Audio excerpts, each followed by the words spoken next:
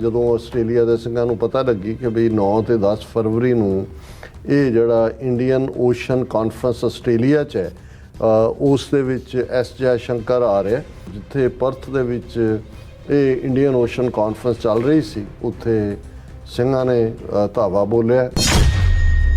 ਤੁਸੀਂ ਵੀ ਗੱਲ ਕੀਤੀ ਕਿ ਇੰਡੀਆ ਆਸਟ੍ਰੇਲੀਆ ਰਿਲੇਸ਼ਨਸ਼ਿਪ ਬਹੁਤ ਮਜ਼ਬੂਤ ਹੈ, ਪਰ ਕੁਛ ਤੱਤ ਨੇ ਜਿਹੜੇ ਬਹੁਤ ਇਰੀਟੇਟ ਕਰਨ ਵਾਲੇ ਨੇ, ਜਿਵੇਂ ਖਾਲਿਸਤਾਨੀ ਅੱਤਵਾਦੀ ਨੇ ਜਿਹੜੇ ਕਿ ਹਿੰਸਾ ਕਰਦੇ ਨੇ, ਜਿਵੇਂ ਕਿ ਦੇਖੋ ਜੀ ਹਿੰਦੂ ਟੈਂਪਲਾਂ ਦੇ ਉੱਤੇ ਅਟੈਕ ਕੀਤੇ ਗਏ। ਸੋ ਤੁਸੀਂ ਸਾਨੂੰ ਕੋਈ ਅਪਡੇਟ ਦਿਓ ਕਿ ਵੀ ਇਹਨਾਂ ਡਿਵੈਲਪਮੈਂਟਸ ਦੇ ਉੱਤੇ ਆਸਟ੍ਰੇਲੀਅਨ ਗਵਰਨਮੈਂਟ ਕੀ ਕਰ ਰਹੀ ਹੈ। Well, I think we have been very clear, Australia is a democracy. First, obviously we recognize India sovereignty ਤਾਂ ਕਹਿਣਾ ਹੀ ਹੁੰਦਾ, ਤਾਂ ਹੀ ਤਾਂ ਮੁਲਕਾਂ ਦੇ ਕੋਲ ਐਂਬੈਸਡਰ ਜਾਂਦੇ ਨੇ ਕ੍ਰੈਡੈਂਸ਼ੀਅਲ, ਇਹ ਅਸੀਂ ਮੰਨਦੇ ਹਾਂ ਵੀ ਇੰਡੀਆ ਇੱਕ ਮੁਲਕ ਹੈ sovereign. I think that is self-evident. Secondly, Australia is a democracy. We believe that people do have a right to peaceful protest. We do not support, we do not condone, we don't countenance people engaging in protest which is violent. ਉਹ ਹੋਏ ਵੀ ਨਹੀਂ ਕਦੇ violent. ਉਹਨੇ ਕਿਹਾ ਜੀ ਅਸੀਂ support ਨਹੀਂ ਕਰਦੇ, ਅਸੀਂ ਕੰਡੈਮ ਕਰਦੇ ਹਾਂ ਜੇ ਕੋਈ ਵਾਇਲੈਂਟ ਪ੍ਰੋਟੈਸਟ ਹੈ, and appropriate law enforcement actions are taken in respect of the later.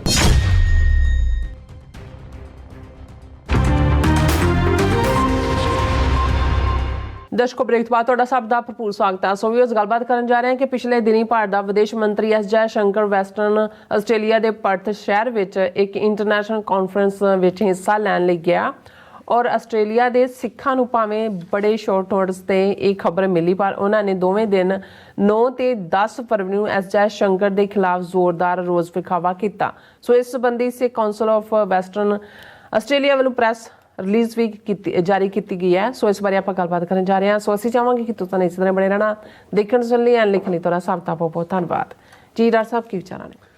ਦੇਖੋ, ਆਸਟ੍ਰੇਲੀਆ ਦੇ ਸਿੰਘਣੀਆਂ ਬਾਜ਼ੀ ਮਾਰ ਜਾਂਦੇ ਨੇ। ਬਿਲਕੁਲ। ਹੁਣ ਵੈਸੇ ਵੀ ਜਦੋਂ ਅਸੀਂ ਇੰਟਰਨੈਸ਼ਨਲ ਖਾਲਿਸਤਾਨ ਫਰੀडम ਸਕਰੀਨ ਦੇ ਉੱਤੇ ਦੇਖਦੇ ਹਾਂ ਤਾਂ ਫਿਰ ਕੈਨੇਡਾ, ਅਮਰੀਕਾ, UK ਤੋਂ ਬਾਅਦ ਜਿਹੜਾ ਉਹ ਆਸਟ੍ਰੇਲੀਆ ਹੀ ਚਮਕਦਾ। ਔਰ ਇਹ ਖਬਰ ਹਾਲਾਂਕਿ ਜਦੋਂ ਡਾਲਸ ਟੈਕਸਸ ਸੀ ਉਸ ਦਿਨ ਹੀ ਸਾਨੂੰ ਮਿਲ ਗਈ ਸੀ, ਔਰ ਇਹਦੇ 'ਚ ਈਵਨ ਹਾਲਾਂ ਮੈਂ ਵੀ ਕਾਫੀ ਮੀਡੀਆ ਮੋਨੀਟਰ ਕਰਦਾ ਹਾਂ, ਸਾਡੇ ਹੋਰ ਸੋਰਸ ਵੀ ਜਿਹੜੇ ਵਲੰਟੈਰਲੀ ਐਫਰਟ ਕਰਦੇ ਨੇ ਸਾਡੇ ਤੱਕ ਖਬਰਾਂ ਪਹੁੰਚਾਉਣ ਲਈ, ਲੇਕਿਨ ਇਹ ਕਿਤੇ ਖਬਰ ਨਹੀਂ ਸੀ ਕਿ ਵੀ 9 ਤੇ 10 ਫਰਵਰੀ ਨੂੰ ਐਸ ਜੈ ਸ਼ੰਕਰ ਨੇ ਅਚਾਨਕ ਜਾ ਕੇ ਆਪਣਾ ਮੂੰਹ ਦਿਖਾਣਾ ਹੈ। ਉਹ ਕੌਨਸਟੀਪੇਟਡ ਮੂੰਹ, ਕਬਜ਼ ਹੋਈ ਹੈ, ਦਾਇਮੀ ਕਬਜ਼, ਕ੍ਰੋਨਿਕ ਕੌਨਸਟੀਪੇਸ਼ਨ। ਲੇਕਿਨ ਇਹ ਖਬਰ ਇੱਕਦਮ ਜਦੋਂ ਆਸਟ੍ਰੇਲੀਆ ਦੇ ਸਿੰਘਾਂ ਨੂੰ ਪਤਾ ਲੱਗੀ ਕਿ ਵੀ 9 ਤੇ 10 ਫਰਵਰੀ ਨੂੰ ਇਹ ਜਿਹੜਾ ਇੰਡੀਅਨ ਓਸ਼ਨ ਕਾਨਫਰੰਸ ਆਸਟ੍ਰੇਲੀਆ 'ਚ ਹੈ ਉਸ ਦੇ ਵਿੱਚ ਐਸ ਜੈ ਸ਼ੰਕਰ ਆ ਰਿਹਾ, ਔਰ ਇਸ ਦੇ ਵਿੱਚ ਜਿਹੜਾ ਜ਼ਾਹਰ ਹੈ ਕਿ ਵੀ ਇਹ ਇਸ ਇੰਡੀਅਨ ਓਸ਼ਨ ਦੇ ਨਾਲ ਸੰਬੰਧਿਤ ਜਿਹੜੇ ਨੇ, ਜੋ ਸ੍ਰੀਲੰਕਾ ਦਾ ਪ੍ਰੈਜ਼ੀਡੈਂਟ ਵੀ ਆਇਆ, ਆਸਟ੍ਰੇਲੀਆ ਦੀ ਫੋਰਨ ਮਿਨਿਸਟਰ ਪੈਨੀ ਵੋਂਗ ਸੀ, ਔਰ ਇਸੇ ਤਰ੍ਹਾਂ ਡਾਕਟਰ ਵਿਵੀਅਨ ਬਾਲਾਕ੍ਰਿਸ਼ਨਨ, ਇਹ ਸਿੰਗਾਪੁਰ ਦਾ ਫੋਰਨ ਅਫੇਅਰਸ ਦਾ ਮਿਨਿਸਟਰ ਹੈ, ਉੱਥੇ ਵੀ ਬਾਲਾਕ੍ਰਿਸ਼ਨਨ ਵੜ ਗਿਆ ਹੋਇਆ। ਇਹ ਸਾਰੇ ਆਏ ਔਰ ਸਿੰਘਾਂ ਨੇ ਬੜੇ ਬਰੀਫ ਨੋਟਿਸ ਦੇ ਉੱਤੇ ਇਹ ਹੁਣ ਆਸਟ੍ਰੇਲੀਆ ਵੀ ਬਹੁਤ ਵਾਈਡ, ਇੱਕ ਤੋਂ ਦੂਸਰੇ ਸਿਰੇ ਤੱਕ ਤੁਸੀਂ ਕੈਨਬਰਾ ਤੋਂ ਇੱਧਰ ਆਉਣਾ, ਪਰਥ ਆਉਣਾ, ਔਰ ਪੂਰੇ 3-3, 4-4 ਘੰਟੇ ਤੋਂ ਲੈ ਕੇ 6-6 ਘੰਟੇ ਤੱਕ ਫਲਾਈਟਸ ਨੇ, ਜਿਵੇਂ ਅਮਰੀਕਾ ਫੈਲਿਆ ਹੋਇਆ 3000 ਮੀਲ ਦੇ ਵਿੱਚ। ਲੇਕਿਨ ਜਿਹੜੀਆਂ ਸਾਡੇ ਕੋਲ ਖਬਰਾਂ ਨੇ ਔਰ ਦਰਸ਼ਕ ਸਕਰੀਨ ਤੇ ਦੇਖ ਵੀ ਸਕਦੇ ਨੇ ਪਿਕਚਰਸ, ਕਿ ਜਿੱਥੇ ਪਰਥ ਦੇ ਵਿੱਚ ਇਹ ਇੰਡੀਅਨ ਓਸ਼ਨ ਕਾਨਫਰੰਸ ਚੱਲ ਰਹੀ ਸੀ, ਉੱਥੇ ਸਿੰਘਾਂ ਨੇ ਧਾਵਾ ਬੋਲਿਆ, ਔਰ ਮੈਲਬਰਨ ਤੋਂ, ਕੈਨਬਰਾ ਤੋਂ ਔਰ ਬ੍ਰਿਸਬੇਨ ਤੋਂ ਔਰ ਲੋਕਲ ਪਰਥ ਤੋਂ ਵੀ ਸਿੰਘਾਂ ਨੇ ਜੁਆਇਨ ਕੀਤਾ ਵੈਰੀ ਸ਼ਾਰਟ ਨੋਟਿਸ ਦੇ ਉੱਤੇ। ਔਰ ਇਹ ਮੇਰਾ ਖਿਆਲ ਹੈ ਵੀ ਉਹਨਾਂ ਦੇ ਲਈ ਵੀ ਵੱਡੀ ਸਰਪ੍ਰਾਈਜ਼ ਹੋਏਗੀ ਕਿ ਬਈ ਇਸ ਲੈਵਲ ਦੇ ਉੱਤੇ ਐਕਟੀਵਿਟੀ ਹੋਈ ਹੈ। ਔਰ ਇਸ ਦੇ ਉੱਤੇ ਸਿੱਖ ਕੌਂਸਲ ਵੈਸਟਰਨ ਆਸਟ੍ਰੇਲੀਆ ਨੇ ਪ੍ਰੈਸ ਰਿਲੀਜ਼ ਵੀ ਜਾਰੀ ਕੀਤੀ।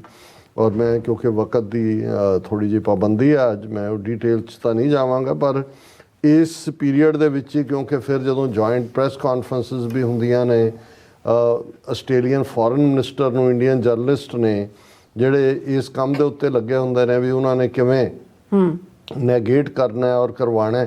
ਸਵਾਲ ਪੁੱਛਿਆ ਕਿ ਵੀ ਇਹ ਜਿਹੜੀ ਬੀਬੀ ਹੈ ਪੈਨੀ ਵੋਂਗ, ਉਹਨੂੰ ਜਰਨਲਿਸਟ ਪੁੱਛਦਾ Hindu, you talked about India Australia relationship, pretty strong relationship, but there are certain elements, the irritating element, which is the Khalistani extremists indulging in violence. There were attacks on Hindu temples as well. Any update as to the actions taken by the Australian government over these developments? ਹੁਣ ਤੁਸੀਂ ਇਹਦਾ ਸ਼ੈਤਾਨ ਦੇ ਪੁੱਤਰ ਦਾ ਸਵਾਲ ਦੇਖੋ, ਉਹਨੇ ਕਿਹਾ ਜੀ ਠੀਕ ਹੈ, ਤੁਸੀਂ ਵੀ ਗੱਲ ਕੀਤੀ ਕਿ ਇੰਡੀਆ ਆਸਟ੍ਰੇਲੀਆ ਰਿਲੇਸ਼ਨਸ਼ਿਪ ਬਹੁਤ ਮਜ਼ਬੂਤ ਹੈ, ਪਰ ਕੁਛ ਤੱਤ ਨੇ ਜਿਹੜੇ ਬਹੁਤ ਇਰੀਟੇਟ ਕਰਨ ਵਾਲੇ ਨੇ, ਜਿਵੇਂ ਖਾਲਿਸਤਾਨੀ ਅੱਤਵਾਦੀ ਨੇ ਜਿਹੜੇ ਕਿ ਹਿੰਸਾ ਕਰਦੇ ਨੇ, ਜਿਵੇਂ ਕਿ ਦੇਖੋ ਜੀ ਹਿੰਦੂ ਟੈਂਪਲਾਂ ਦੇ ਉੱਤੇ ਅਟੈਕ ਕੀਤੇ ਗਏ। ਸੋ ਤੁਸੀਂ ਸਾਨੂੰ ਕੋਈ ਅਪਡੇਟ ਦਿਓ ਕਿ ਵੀ ਇਹਨਾਂ ਡਿਵੈਲਪਮੈਂਟਸ ਦੇ ਉੱਤੇ ਆਸਟ੍ਰੇਲੀਅਨ ਗਵਰਨਮੈਂਟ ਕੀ ਕਰ ਰਹੀ ਹੈ।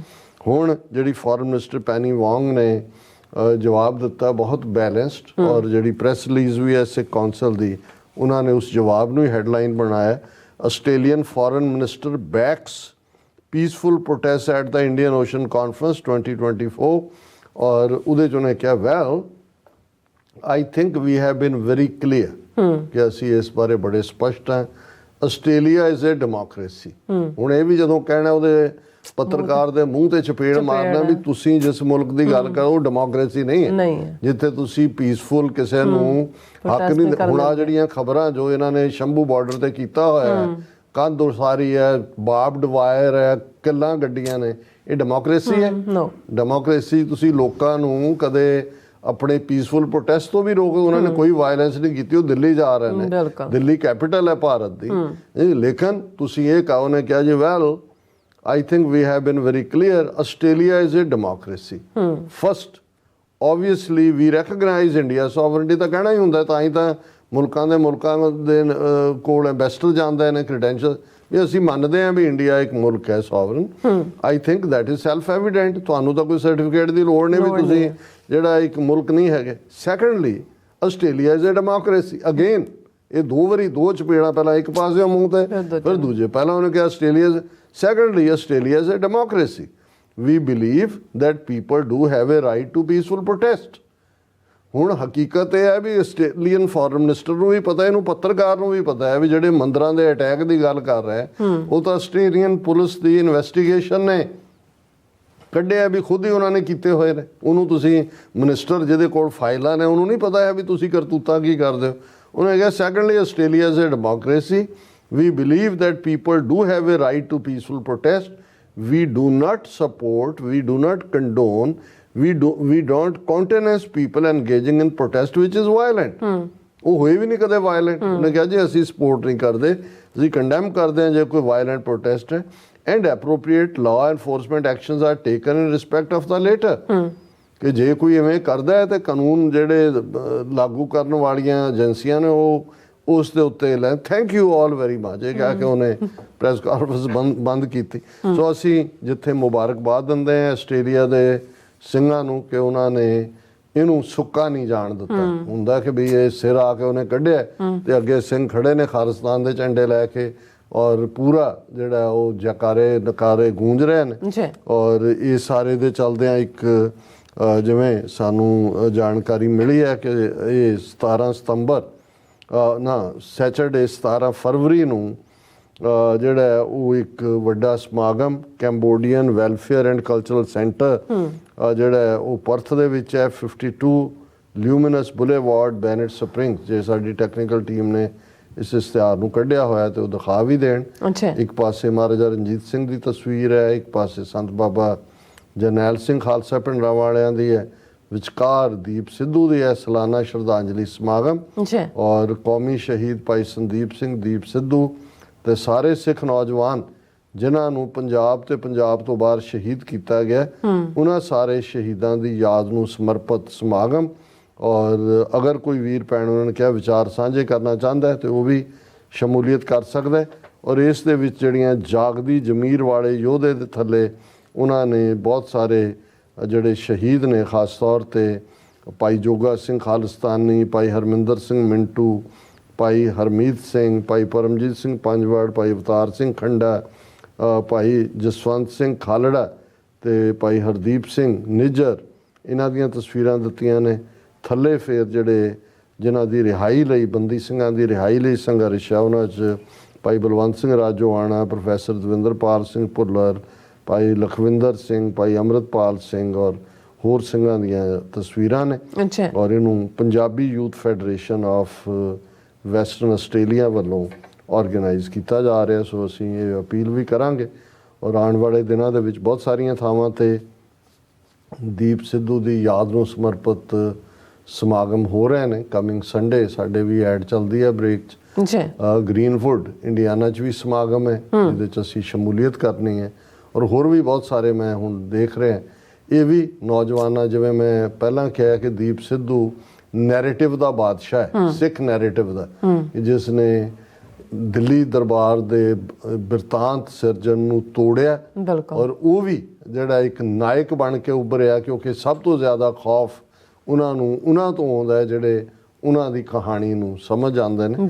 ਸੋ ਅਸੀਂ ਅਪੀਲ ਵੀ ਕਰਾਂਗੇ ਕਿ ਜਿੱਥੇ ਜਿੱਥੇ ਵੀ ਕੋਈ ਸਮਾਗਮ ਹੁੰਦਾ ਹੈ ਉਹਦੇ 'ਚ ਜਿਹੜੀ ਆ ਭਰਪੂਰ ਸ਼ਮੂਲੀਅਤ ਕੀਤੀ। ਜੀ ਰਾਜ ਸਾਹਿਬ, ਤੁਹਾਡਾ ਬਹੁਤ ਬਹੁਤ ਸ਼ੁਕਰੀਆ। ਸੋ ਅਥਲੈਨ ਬ੍ਰੇਕ ਵਿਊਅਰਸ, ਤੁਸੀਂ ਕਿਤੇ ਨਹੀਂ ਜਾਣਾ, ਮਿਲਦੇ ਹਾਂ ਆਫਟਰ ਦਿਸ ਸ਼ਾਰਟ ਬ੍ਰੇਕ।